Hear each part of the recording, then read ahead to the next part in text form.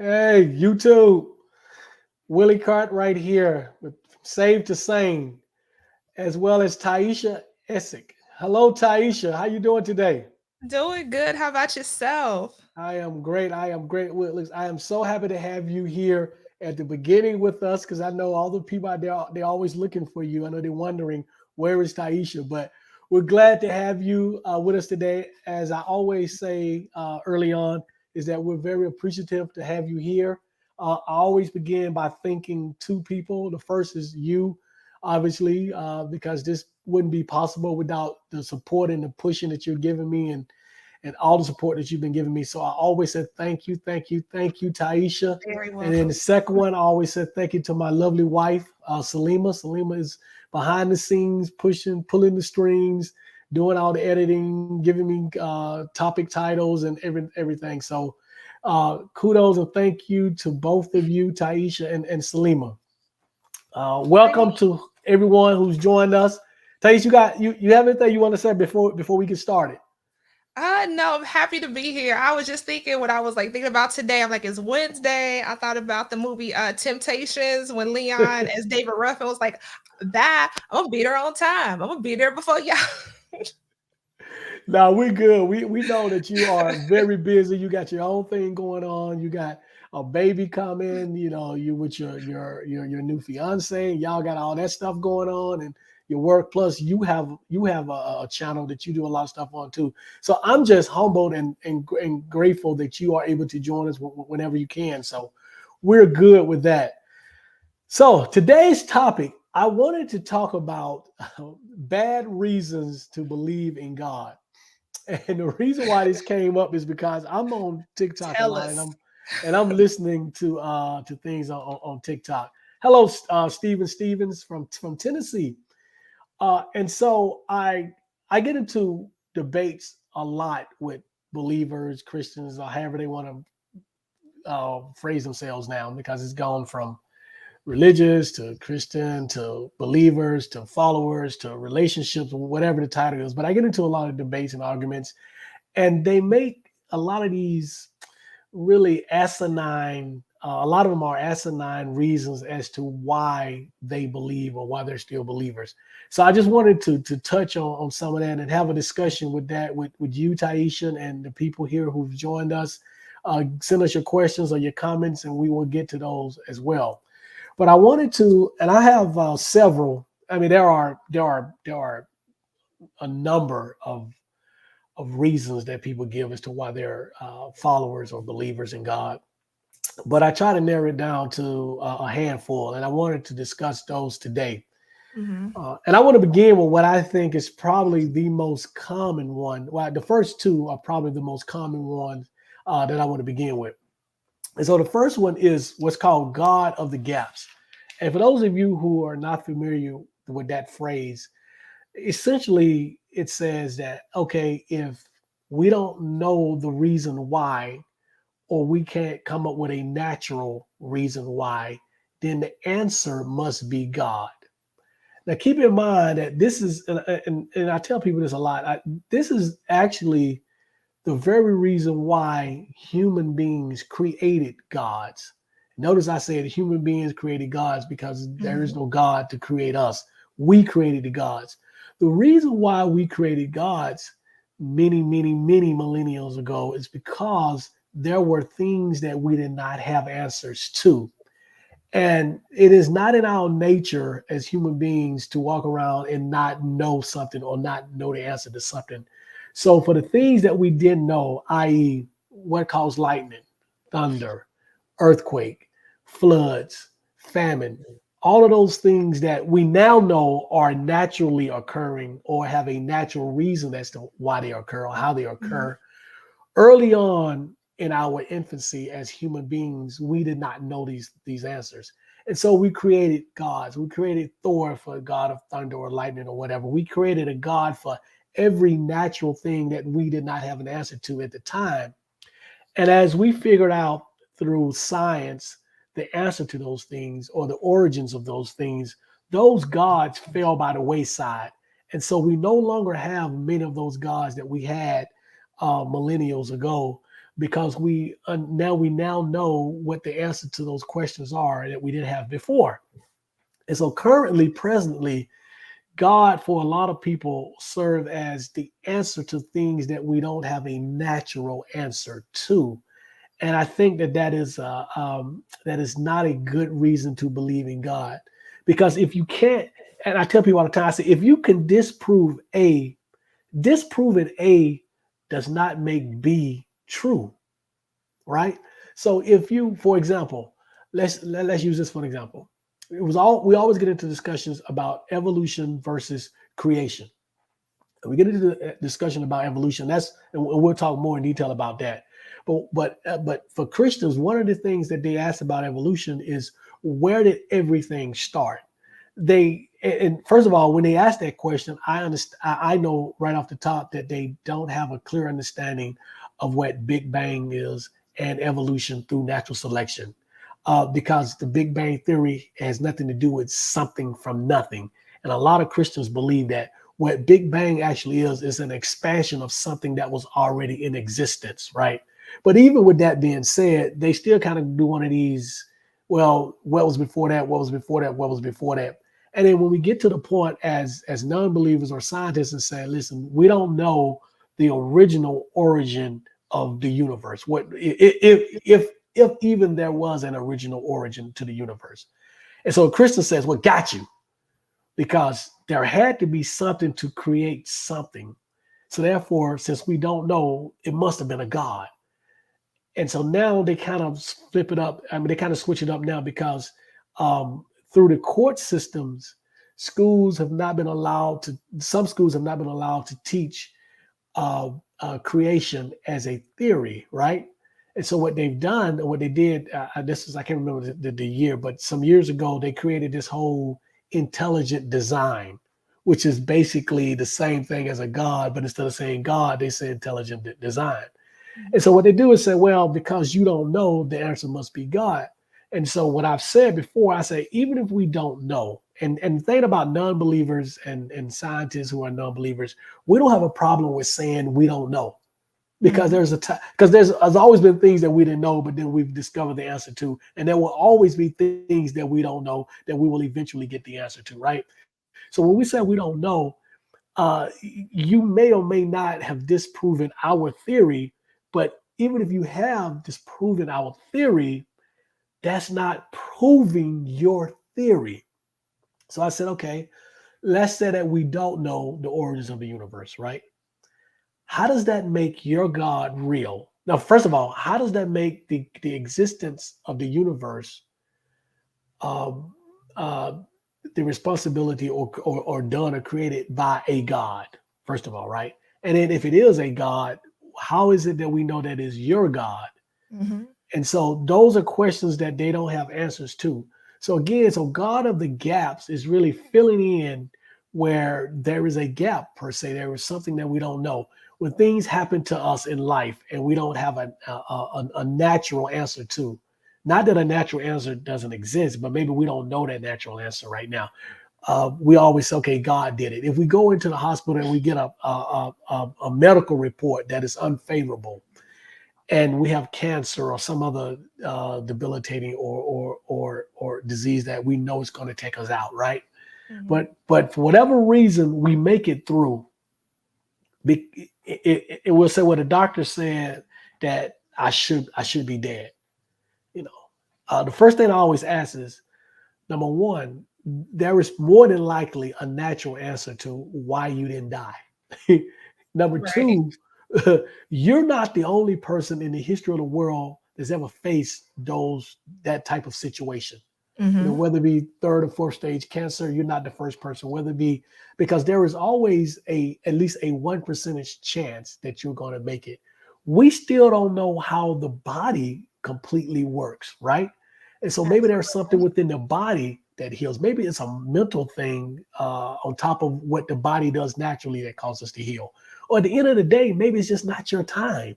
And this is just an experience called life that you're going through, fighting cancer or heart disease or whatever it is, right? Or it could have been a But misdiagnosis. or it could have been it could have been a misdiagnosis, absolutely. Or or it could have been a God. But here's the thing: you can't prove that it was a God, right? And so that's the whole theory behind God of the gaps. And so that's one of the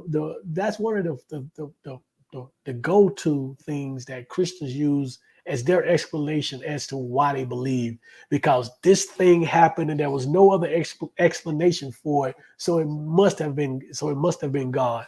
I mean, you hear this a lot with natural disasters and or car accidents where, three people in the car and the car flipped over and two people died, but one person lived.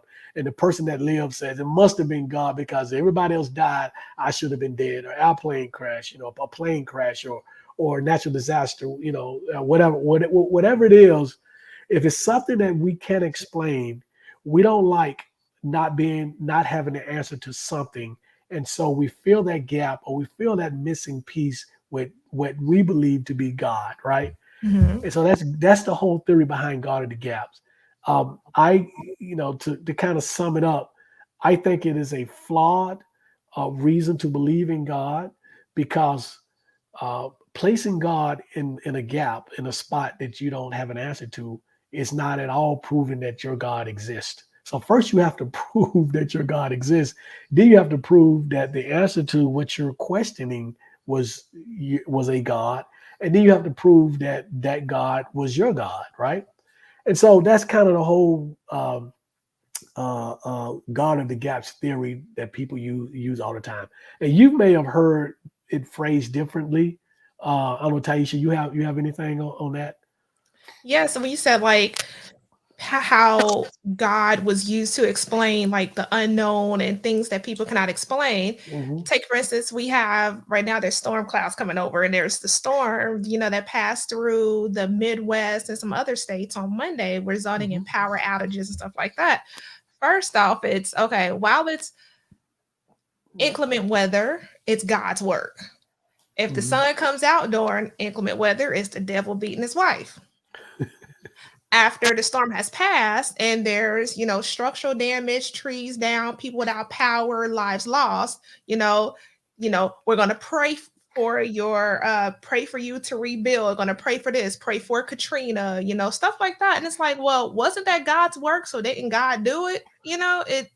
And then there was another one, it came up in my Facebook memories today, and I reshared it, where someone was like, there's cell phone towers are down, we need to fast and pray. But I was also seeing stuff recently, over the past couple of days, was, oh, there's people without power, there's people suffering and dying in this extreme heat, we need to fast and pray. I'm like, for what? This is just stupid stuff where people, when they cannot explain it or fail to do their research, it's, look at God, this is God's work. So as you were saying before, God can never fail. And it's like, okay, well, probably it is. I mean, it sucks that people have to go through these things. They could happen to any of us. Like we have incoming storms right now. Hmm. Lack of preparation. You in a bad area. Hope you got insurance. God is not your insurance plan. These tragic events, such as storms or people get into accidents during bad weather. This was just tough, but it's not God. Okay, there's a cause and an effect. And Yep. when folks say, "Oh, I was in a car crash, my car's total, but God spared my life," no.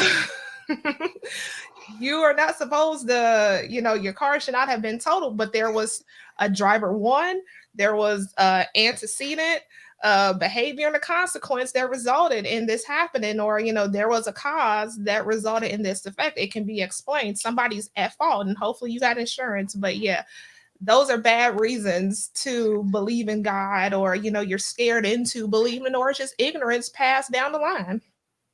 Yeah, and I don't understand how people, in the case of a natural disaster, and let's use a natural disaster because if you use something Mhm. that's man-made, the excuse becomes, well, that's God giving us free will. And we're going to do a whole thing on the whole free will thing because it's not what people think it is.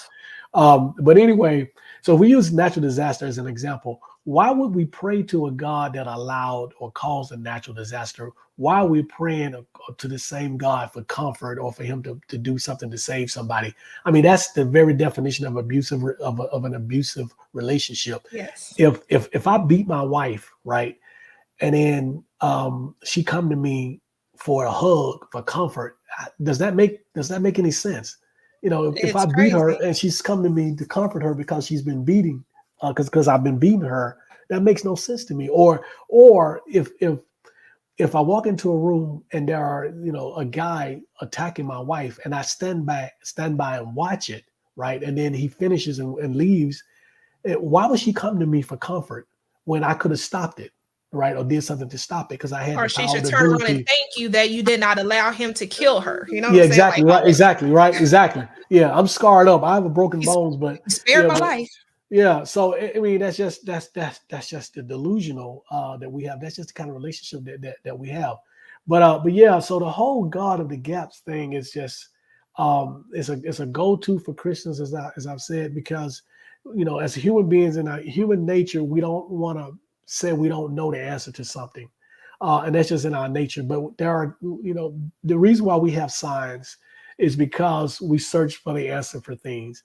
And Mhm. what makes signs different than religion is that signs will say, okay, we were wrong, but let's get it right. Signs will tell you, scientists, they make their name by disproving the work of other scientists.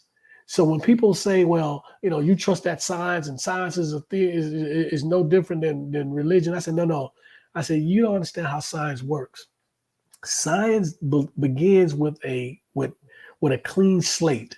Religion begins with a premise that's already there. It begins with a bias already. Okay, there is a God, and it goes from there. And you're Science not begins allowed with a to clean disprove slate. it. Exactly. And so science begins with a clean slate and say, let the evidence be what the evidence is. And And others can challenge it. and They other see the can challenge it. process, and if the results are different, it's published, it's peer reviewed, it changes over time. If something else develops, it's not just this is the indefinite, you know, conclusion. This is Mhm. the word. The word cannot be changed. You know. Yeah, absolutely. And what people don't understand is that here's the thing between what science says here is the most plausible explanation for something based on the available evidence that we have. Science will never say this is 100% true. Science will say this is the most plausible explanation based on the evidence that we've uncovered and we've ran through the process. And I'm good with that because if the process is deemed to be wrong, or the information is deemed to be wrong, or the results are deemed to be wrong, science is the first one that will challenge it and fix it, right? Science has disproven religion more and more and more on multiple occasions. Religion has never disproved science, ever. There is nowhere where you can see where religion disproved science. So I'm good with science. Not that science is perfect, but at least science has a process, and at least science has peer review, and at least science has the evidence, as opposed to what religion has, which is none of that. D. Cheney, he said, God's going to give me a new roof on my house. Uh, Hallelujah. yeah, because he didn't keep your first roof from being damaged, right? Again, it's just, and so I say this all the time, Taisha.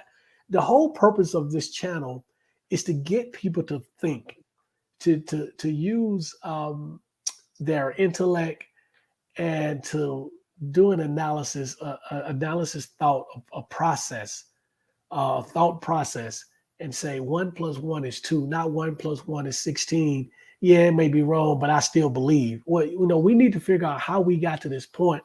And so the purpose of this channel and why we do these videos is to have people to think about things that maybe they haven't thought about before, or think about things in a different way, and away from the biasness, or away from the, okay, because I presented information to people, to believers, right? Like literally friends of mine or people that I know, and they've actually said, wow, I never thought about it like that. That makes a whole lot of sense, but I'm still going to believe this. And I just throw my hands up Yeah. and walk out, like, okay, it is what it is.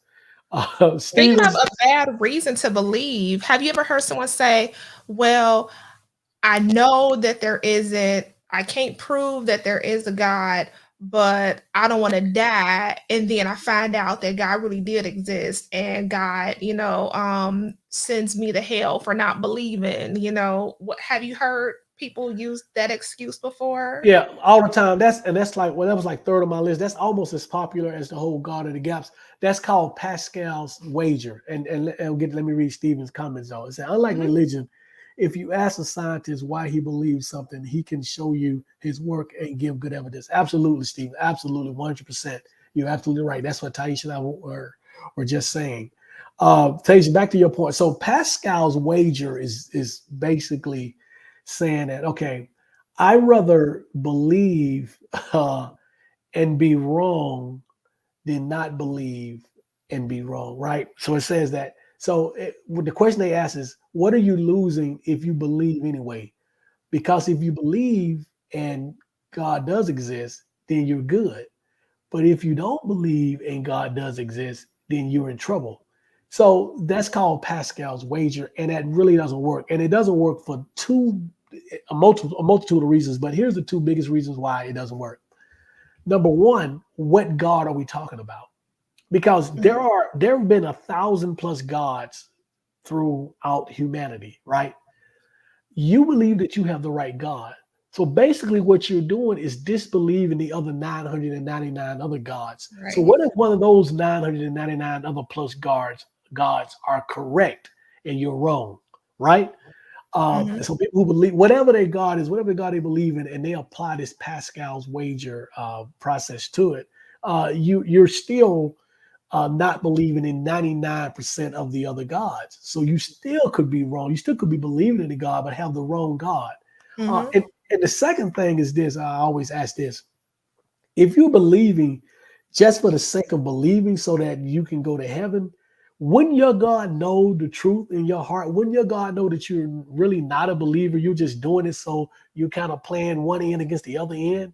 If your God is all powerful and all knowing, then he should know, or he or she or whatever, it should know the difference between you really believing in him or you just believing the sort of what is it? Savior, you know what, right? Save your ass or whatever it is. Uh, Mhm. cover your ass, I think is what it is.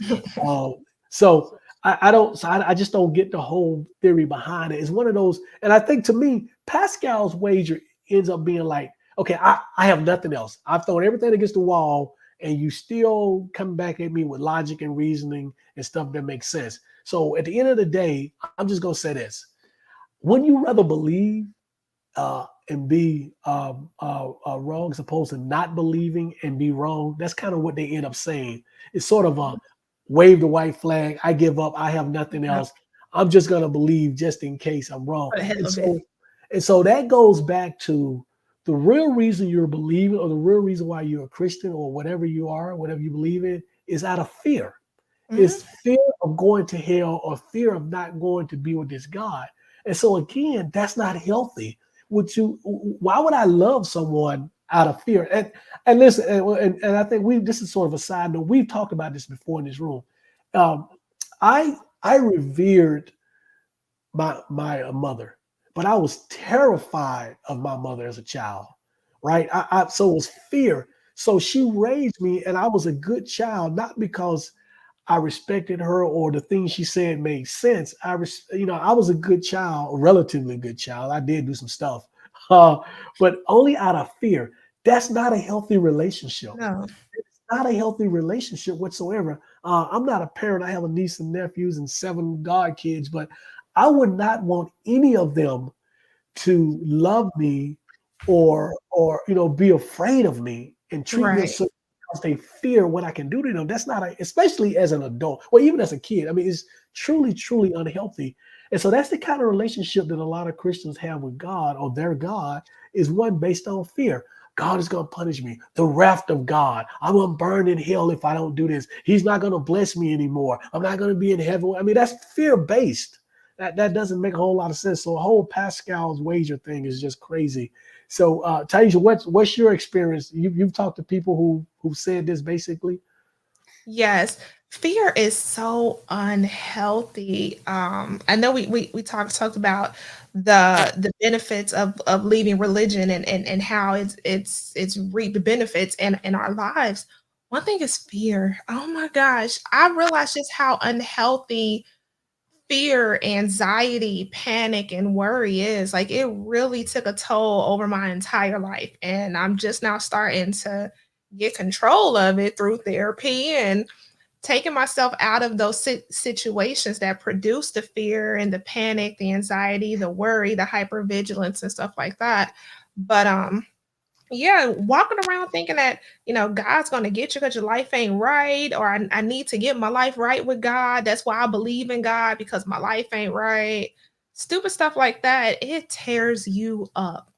And one thing I could say, not believing in a God, I don't, I mean, there's things that people can use, say, well, I believe in humanity, things like that. That's perfectly fine, but it's not considered a God. I don't call it a God. Just finding that peace, knowing that, there's nothing, watching me, like nothing in the room is watching me right now take a shower, or watch me, cuss somebody out if they need it, or watch me do this, or when I come across some money, if I don't give 10% or all of it, I'm gonna lose all of it. It's just peace. It's just peace. But the thing of it, when I was saying that, someone was like, "Well, it's better to believe than to, get to the end and find out that there was a God." What they gonna do? And what is that gonna prove? How are you gonna bring us back a receipt or an invoice and show us that there is an afterlife, that God exists? And you hear those who say, "Well, I was on my deathbed, I saw the white light, and it was God that brought me back." We can't prove that. Next thing I know, it was either a Narcan shot that brought you back, it was a AED that brought you back, it was some kind of medical intervention that brought you back, or maybe you was just hallucinating. But there's no proof that this God did it or exists at the end. And if you're gonna burn in hell, like, how do you burn a soul? Yeah, It's absolutely, absolutely. it makes zero sense. So when you reveal to these people how stupid they sound, you try to spare their feelings. You try to be like, oh, bless your heart. But it's really sad. It's really a sad place to see adults, living, breathing, walking, tax paying adults, talk this foolishness. Yeah, So yeah. Again, it's a lack of a thought process. It's a lack of analytical thinking. Let me say hey to some of those people. Is yes, it Beige Price? I'm probably pronouncing it wrong. I apologize, but B Price. Glad to see you. Thank you. Fear is definitely not healthy. I mean, that's a whole topic into itself, and I'm gonna talk a little bit more about that in just a second, because I think it's extremely important.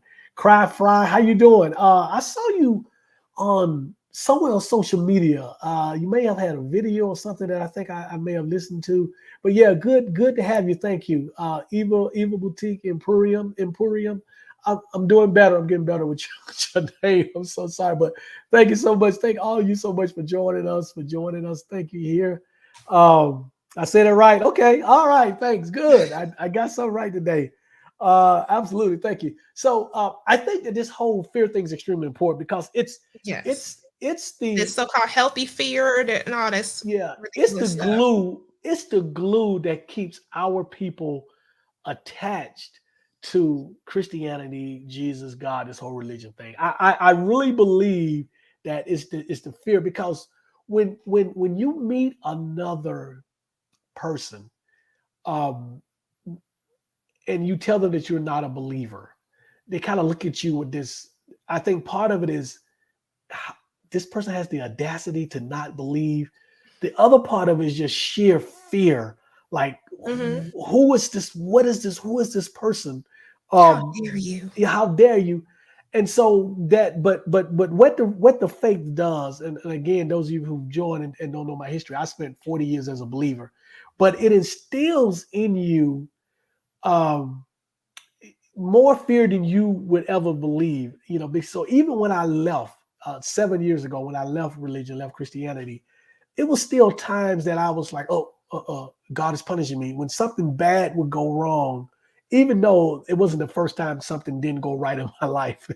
But whenever this would happen, something would happen after I left the faith, it was like, oh, God is punishing me. It was that fear. It Mhm. was it was the fear that my wife, that sent my wife and I back to the church temporarily because so many things was going on were going on in our life.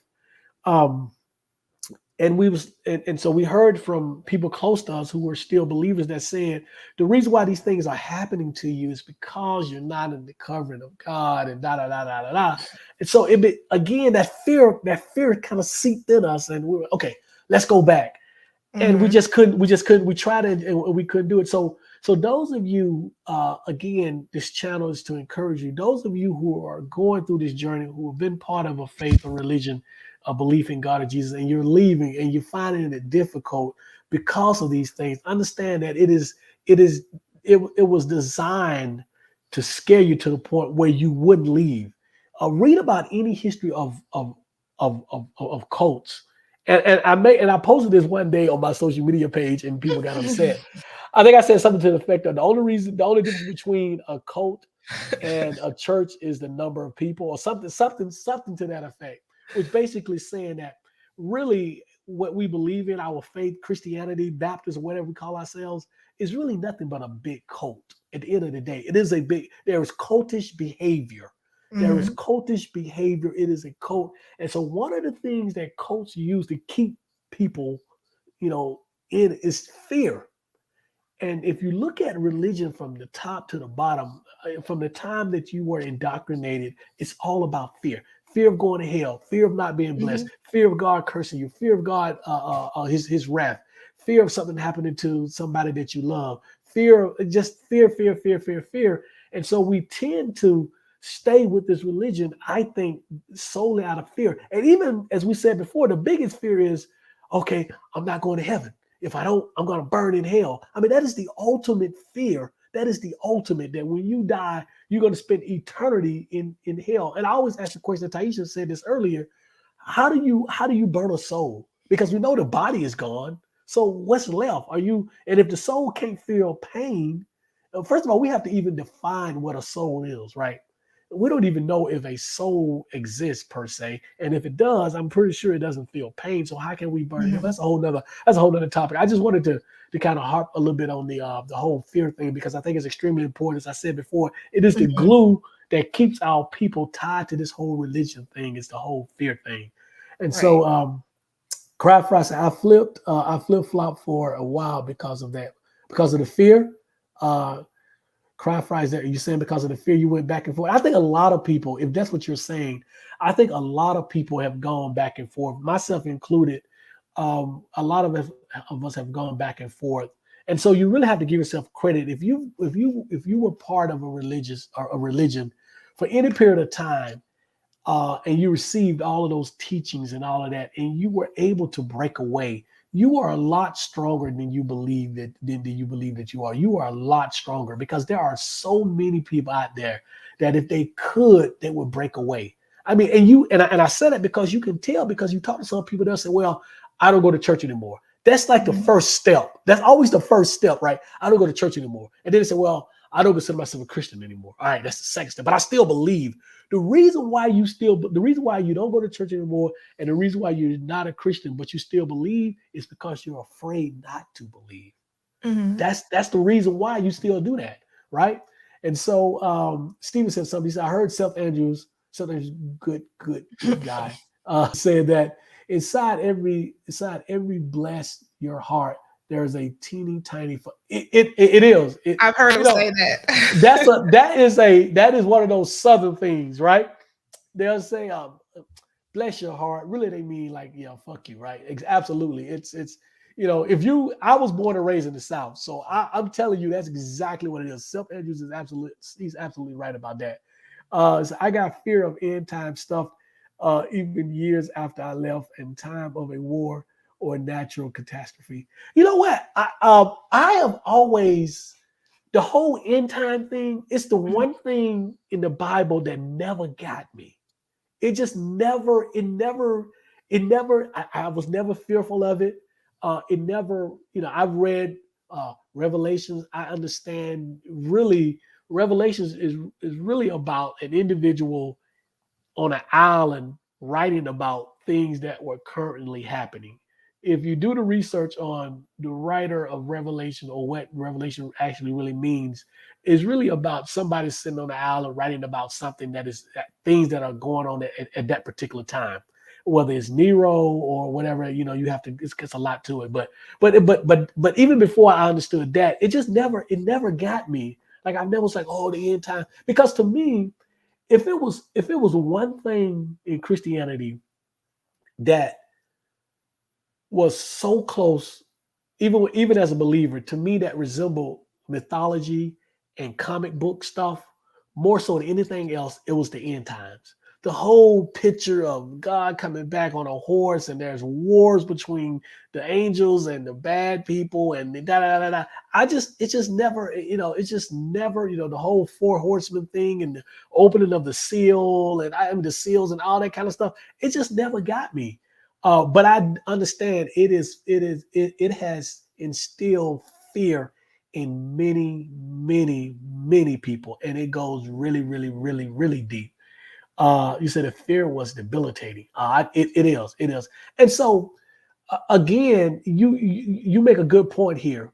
When people ask me why I'm doing this, I say you don't really, when you're in the forest, you can't see the trees. When you get outside of the forest, you can see the trees, and so when you're inside, you can't see the damage that this stuff does. When you get outside of it, you see the damage, what it does to people. I mean, people of all spectrums of life, from every social economic background, this whole thing, religion, the damage that it does to people, and it has done over its history is astronomical. It's just insane, the amount of fear. So let's see, do you hear ex-Muslims keep the fear of hell for a long time, even though they don't believe anymore? I know. I have a good friend who's Muslim. I know a couple other people. I have a cousin who was Muslim. He actually left kind of for the same reason why I left Christianity. He just said this stuff didn't make any sense anymore, and he started seeing things and started opening his eyes. But it's funny because I've never talked to hell. I never talked about hell with either of them, and these are really two really good friends of mine. We've never really talked about hell, so I'm really not sure how they feel about hell. One is still a practicing Muslim, or he does enough to be, he's almost like a Baptist. He does anything he wants to, but he's still Muslim. And then my cousin, who's no longer, who was Muslim for a number of years, a long time. And we never really talked about it. So that's a good question. Maybe we can find some people do that. Thank you. So on point. Thank you, Beach Price. So I really appreciate, Craft said, I really appreciate the metaphysical interpretation of the Bible. I mean, the metaphysical. Oh, okay, the metaphysical. I'm sorry, I can't see. I got glasses, but I can't see the metaphysical interpretation of the Bible. We'll have to talk about that at some time as well, Craft. Maybe we'll bring you on and we can do a little bit more of that. I have read some metaphysical stuff, so I do understand some of that. But we'd love to have someone on here who's done extensive research on that as well and into that. Fear is an effective tool. Every politician will use it. Everybody uses fear. Fear and greed are the two things that drive people, drive behavior. Fear and greed are the two things. Just DeWitt, peace, love, and salute. The plant was it, and the panel in the chat. Absolutely. We appreciate that so much. So where were we? We talked about God of the Guest. We talked about Pascal's wager. We talked about fear. And so now I want to talk about this. This is one of my favorites when I get into a debate discussion with Christians. I believe because of my personal experience. First of all, that is so ambiguous and so subjective. And so this is what I said. This is how I begin my debates with these individuals. I say, here's what I can guarantee you. I can guarantee you that you've never had a personal experience that somebody else at some time that believes different than you or don't believe at all hasn't had. Now, I said experience is unique to you, but it's not an original experience. Oh, no, you don't understand. I said, okay, tell me about your experience. Well, I was in a car accident and I got in the car flipped 14 times and I walked away. I said, well, do your research. You're not the first person that was involved in a car accident and flipped 14 times and you walked away. And so what I said is that your personal experience is just that. It's your personal experience. Your personal experience is not proof that God exists. Your personal experience is personal experience. You may attribute the results of it to a God being in existence, but it is not in itself proof that God exists. So the same personal experience that you had, someone else on the other side of the world had the same type of experience, and they attribute it to their God or no God at all.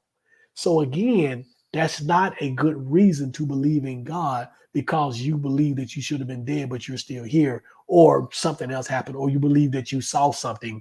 I had a in my in one of my in my I was in a I'm still in a Toastmasters group. I've been in it for a long time, but there was a gentleman, elderly white guy, who he was racist, but we had our battles. We talked about stuff, but I didn't really let him off the hook.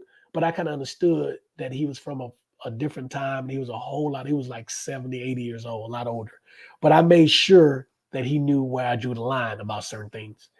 But that being said, he was an atheist for up until he was in his late 20s, early 30s. And Taisha, you alluded to something like this earlier, but he was a devout Christian at the time that I met him. And we got into a discussion. This is actually before I denounced Christianity and left the faith. He said to me, I became a Christian because I had an experience in a hospital, right? He said, I was, in my early 20s and I was involved in a really, really bad motorcycle accident and almost died. I was at the hospital and I just saw a light, and the light came into the hospital room, and nobody else could explain it, and and I just knew it was God. And so this guy at this time was like 70 years old. So this guy, so something that happened to him, 50 years prior, almost 50 years prior, an experience like this is what caused him to become a devout Christian for the next 50 years. No proof that it was any kind of God, that it was his God, because he was a Christian and all of that. But it's these kind of things, these kind of experiences that people put their whole life into because this happened. There are so many things that happen to us as human beings that either we personally can't explain and maybe someone else can, that's a professional in that particular field or area, or it could be something that we can't explain right now. But the result of it shouldn't be, well, because I can't explain it and it's an experience, it means God is real or my God is real. That's not how it works. Thais, you got anything on that?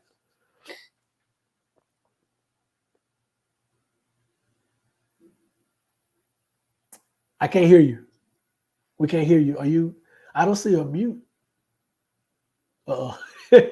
While you doing that, I'm Can reading you the hear me comment. okay? Now we can hear you. Yeah, now we can hear you. Okay. Yeah, sorry about that. It just started raining over here. Just like how you said when you and your wife left and your mother, was saying that, y'all need to come back, your business isn't thriving because of that. There was a situation. It was actually the year that I left in 2013. At the time I was still working as a police officer, and I had got into a really bad fight on the sidewalk.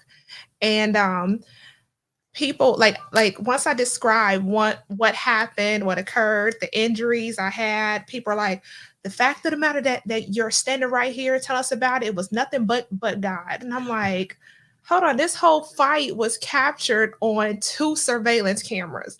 There were people across the street, witnessing it and trying to help, but it was just too much happening. And I'm like, I watched both videos, both angles of the struggle, and I didn't see anybody else intervene. It was just me, my partner, and this suspect. And I'm like, I did not see God come in and stop it or nothing. We just pretty much had this struggle until we all got tired, or this fight happened until, we were just exhausted and just laying there on the sidewalk. And then there was a third officer that came, and it was, I remember a motorcycle officer came, and then another officer came, and then I passed out. But I'm like, that proved to me that, there was nothing coming to help me or nothing. It was all on me. What I had to do to survive, and I didn't need to get right with anything. It just for me, it didn't scare me to, a belief system. It moved me further away from it because I'm like, I'm all that I have. Yeah. I'm all that I have. So yeah, when you say, some people it's near death experiences that bring them back or bring them closer. For me, it drove me further away. Yep. Uh, Two Brown, glad to have you. You say you missed some because you didn't get the notification. I think Taisha just posted what she does. She sets her. Taisha, you can kind of tell us what you do to get the Yeah, notification. because Brother Willie, he is on time. He is on point. So set an alarm in your phone for a weekly. I do mine at 4:30 actually, because sometimes I have to get my camera, make sure it's charged and stuff like that. But set it for like 4:45 and check the channel, and then I come over, because even when I post videos, YouTube does not favor content like this in the algorithm, which is why I've taken kind of sort of a hiatus from YouTube, because we're not that type of content that they want to push to the masses, and sometimes the M is silent. So we have to share it on our social media. Great thing with Brother Willie, he is consistent. So you can count on him being here on Wednesdays weekly. And if not, he'll post it on his social media. But just ensure that you're subscribed, notifications are on, but to also tell a friend, text someone, and set an alarm as well.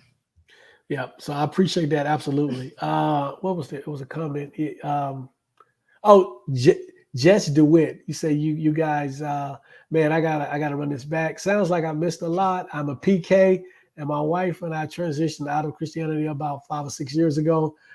First of all, kudos Get an to you because I interview. know how difficult that is being a PK. I wasn't Set a up an PK. interview. Yeah, we need an interview. Yeah, absolutely. We need to set up an interview with you to have you talk about it. I wasn't a PK, but my mother became a minister.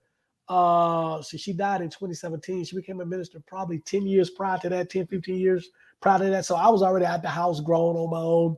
So I didn't have to kind of deal with that. But she was extremely devout as when we were kids and growing up.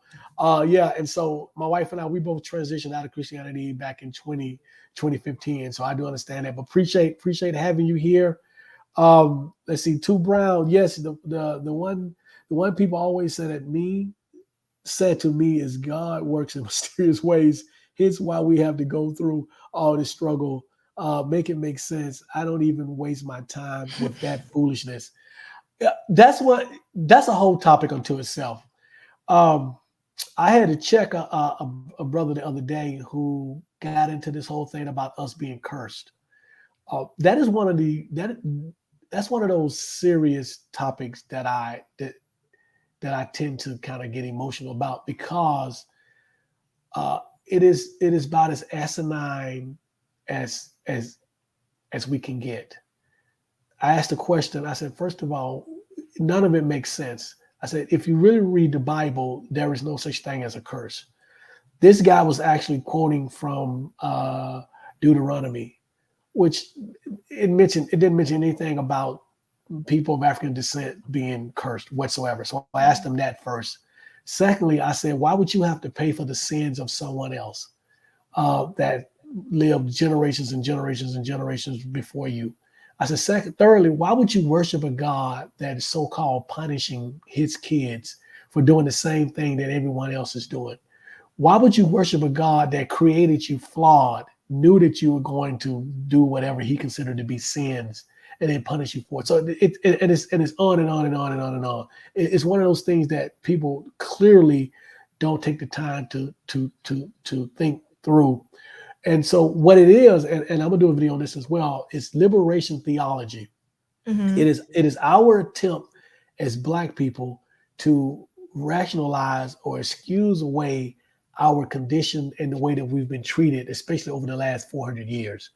And so what we've been taught and what we come to believe is that the more we suffer, the closer we are to God, the closer we are to Jesus. We Right. suffer because Jesus suffered, we suffer. So that must mean that we're his favorite, right?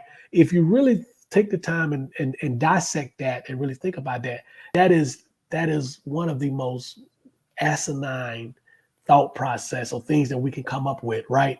And it's So sick. It is like it is, it's the torture, PORN, and it's also like a sick, twisted form of S&M. Like, Yeah. what the heck? You know what I'm saying? And Torture. what's the most dangerous part about it is that what it does to us as a community, it gets us comfortable with suffering. Hmm. It makes us accepting of suffering, and it even makes some of us Lifelong desirous victims. desirous of suffering. And so Hmm. we feel, and I've seen this, especially if you have people from an older generation that you are around, they crave the suffering because to them it's a badge of honor. It proves that they're doing something right when it comes to their faith and their religion in Hmm. God. So they must be suffering.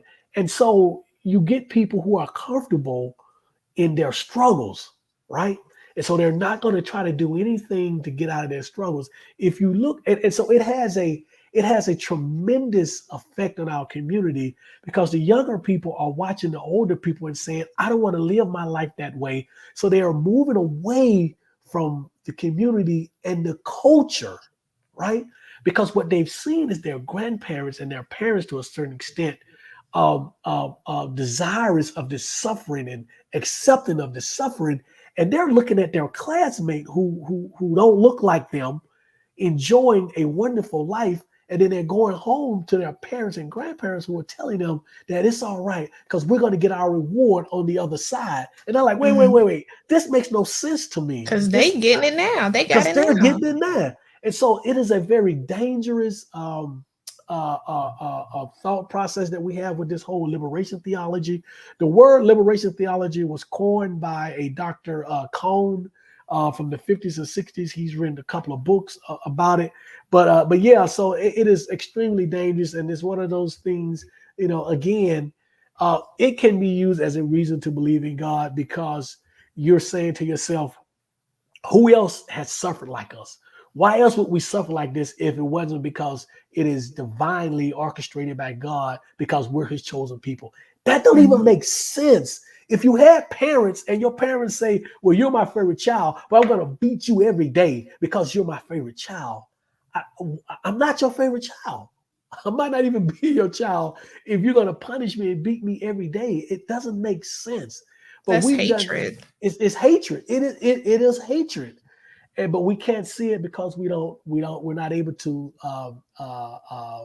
analyze it and critically think through it, which is again why we do what we do. Sorry for going off on that, but that's one of those things that just bugs me. Just doing so objectively studying uh, chronological history and science helps all of us to understand how we have been misled and miseducated. Just absolutely. And again, just do it. It's just about us studying and reading something outside of the Bible. It's first of all, is us understanding that the Bible is not history, right? It is not history. Go to any museum in the world that's not a religious or a religious museum. You're not going to see anything from the Bible in there because it's not history, right? There are no dates in the Bible. So Bible is not history, and it's certainly not our history. So we need to read something. I told a guy the other day on social media. I said, hey, "Do you read anything outside of the Bible? Do you anything outside of the Bible? Just begin there, please. Do some reading outside of the Bible." But yeah, so you're right.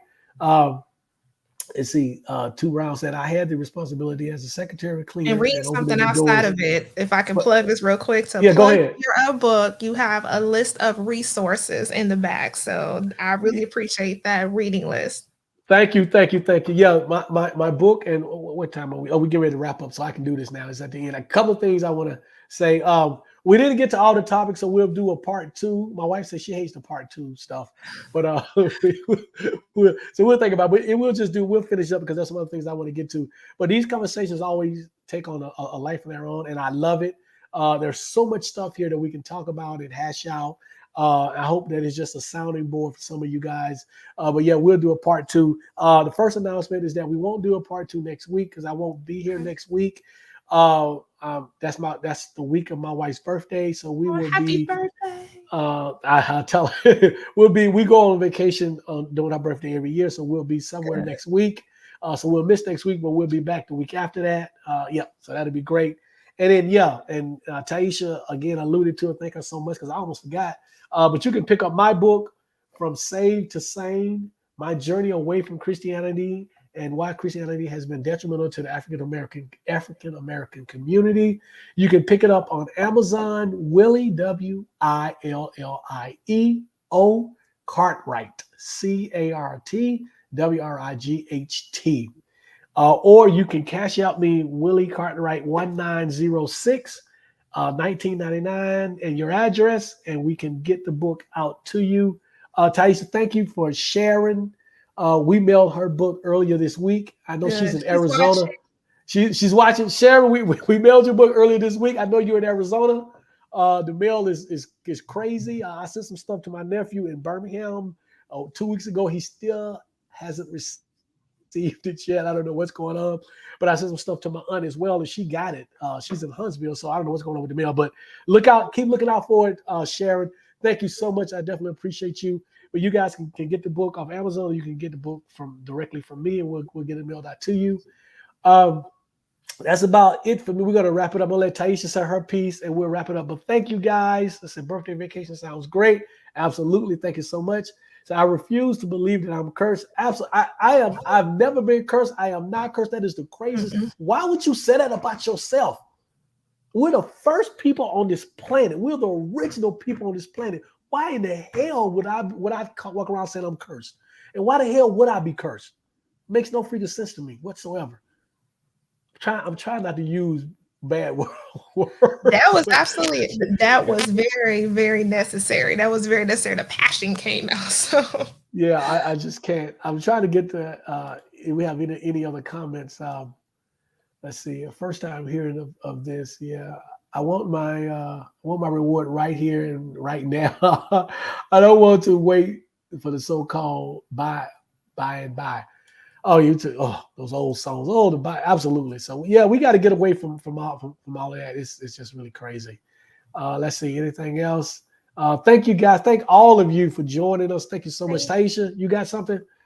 That's pretty much it. Like I said, I am happy to be here, and it's always great to talk about these topics and have a like mind and a community to kind of bounce these ideas off of, because we're, the awkward ones. We get so much crap that comes to us, but we're actually speaking, from a place of facts, but we're also encouraging respect, across the board. So I really appreciate being here for another great video. And I want everybody to go and pick up your book. It will change your life. I've gifted out a couple of them. So yes, thank you for all that you're doing. Thanks for having me. I appreciate that. There are references in the back of the book so that you can get other readings. One last thing. If you have an idea of someone that you would like to see on here live with us, send us their information. We'll reach out to them. We're working on Jeremiah Camaro. Taisha, we're working on with him. We're working on trying to get him. But if you got anybody else, any of you who are part of this, the audience out there, you're an expert in the area, or you got some comments or something that you want, or someone who you think would be good, give out good information, engage in a great dialogue about what we're talking about. And they don't necessarily have to be a non-believer. I'll take people who are believers as long as they can dialogue with respect. We can debate all day. I just want it to be respectable, because I don't want to waste your time. I don't want this to turn into a thing of just bickering back and forth. I want to always give out good information. I want to always create an environment where people can think through a process. I want this to be a sign. I want this to be a place that you can come to, get information, vent if you have to, get around like-minded people. Confirm the things that you believe in what's part of your journey, and realize that there's nothing wrong with you. You are normal. This is normal behavior. We should question everything. We should question everything. I sound like Dr. Umar now, right? No, but yeah, absolutely. So great. Glad to have you guys here. Set your timer. Again, we won't be here next week, but we will be here the week after next. Maybe in the Y'all keep meantime, going next on. week I'm gonna hold myself to, like I said, YouTube and me, we kind of have this thing going on right now where I'm just like kind of lost my drive for it because of the whole algorithm stuff like that. But maybe in the meantime, next week at the same time, maybe an hour earlier, I've been wanting to do a why I left part 2. So I might Oh, do great. my channel to hold us Awesome. over until you get back. That'd be good. That'd be great. Yes. Appreciate that. Thank you. If that's it, nothing else, we are out of here. Thank you guys so much. Appreciate it. Appreciate it. Appreciate it.